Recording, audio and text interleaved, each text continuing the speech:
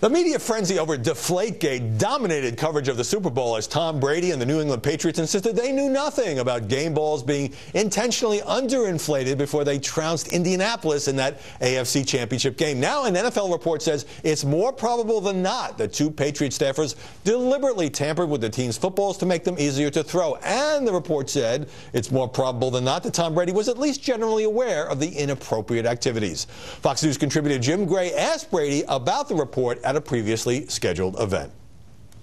I don't have really any reaction, Jim. Our owner commented on it yesterday, and it's only been 30 hours, so I haven't had much time to digest it fully, but when I do, I'll be sure to let you know how I feel about it. Only 30 hours. I spoke earlier with New York Magazine's Will Leach from Atlanta. Will Leach, welcome. Of course, thanks for having me as always. How did Jim Gray and Tom Brady handle those exchanges when Brady clearly did not want to be answering the questions? Yeah, you know, it's funny. Gray, you know, he always tends to kind of get these big interviews. He had the decision interview for LeBron James. This is kind of his ballywick to be kind of the friendly but soft, but, you know, interrogative if you have to, but mostly friendly reporter in a lot of ways. And clearly, you know, this was not the intention. Brady didn't realize this was all going to be happening right then, and I think he was surprised by it. But, you know, the thing with this is what can Brady say in a lot of ways. Like, you know, I think Gray, he has this reputation. I'll tell you what Brady could say. He could answer the questions. Here he is. I mean, the media don't like the guy. He's too glamorous. Right. He's got the glamorous wife. He's rich, star quarterback, Super Bowl champion. And he said he didn't know anything about it. The report says he probably did. And he said he needed to digest the report. Come on.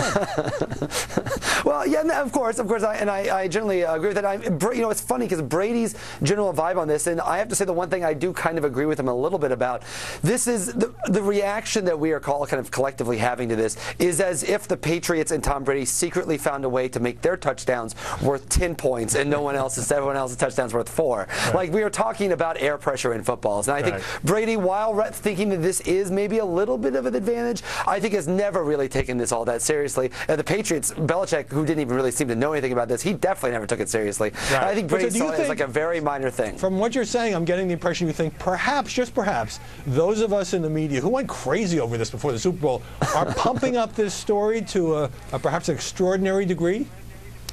Well, a story like this, anytime there's Brady involved, it's like a one-legged duck kind of like jumping around. Everybody all kinds of gets excited and moves around in their corners. So, yeah, I think people want, you know, I said this before, we talked about this when this happened.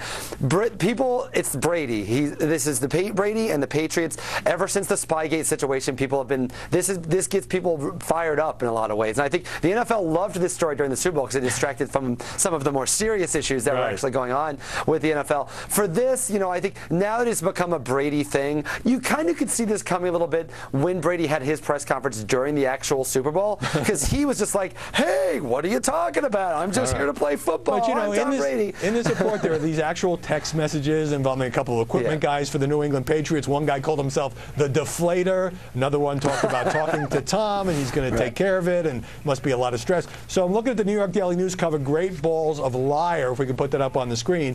No secret the national media doesn't like the Patriots, doesn't particularly like Tom Brady. So is he ever going to be?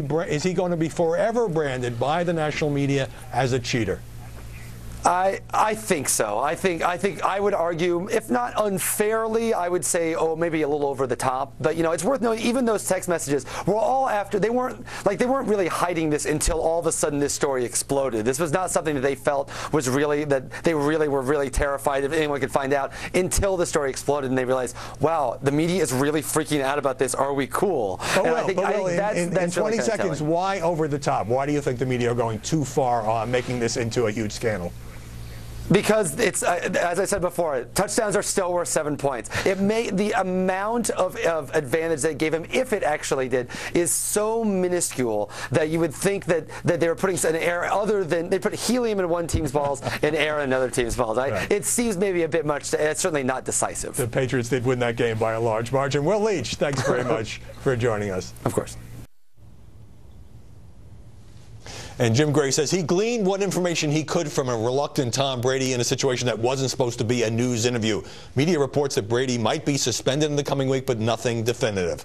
All right, ahead on Media Buzz, Ben Carson, Carly Fiorina, Mike Huckabee all jump into the Republican race. Are they being marginalized by the media? But first, 2 terrorists in Texas are dead after an armed assault on a Muhammad cartoon contest. And some commentators are blaming the group under attack.